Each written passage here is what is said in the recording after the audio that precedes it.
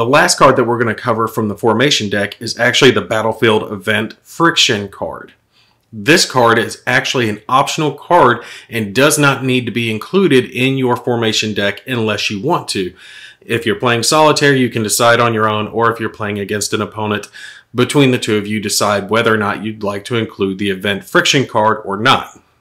However, if you do decide to include the Battlefield Event card, whatever happens isn't optional. So what you'll do is, when you do draw this card, is that you're going to grab the Battlefield's Event Player Aid, like this one here, and you're going to roll 2d6 to determine what the result is going to be.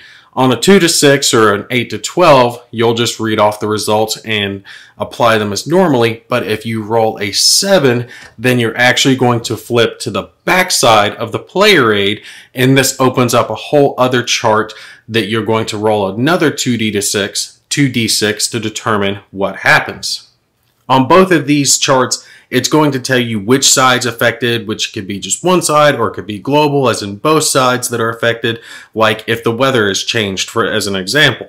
If it only applies to one side, you're going to roll a 1d6, and on a 1 to 3, it's going to be NATO, and on a 4 to 6, it's going to be the Warsaw Pact that is affected.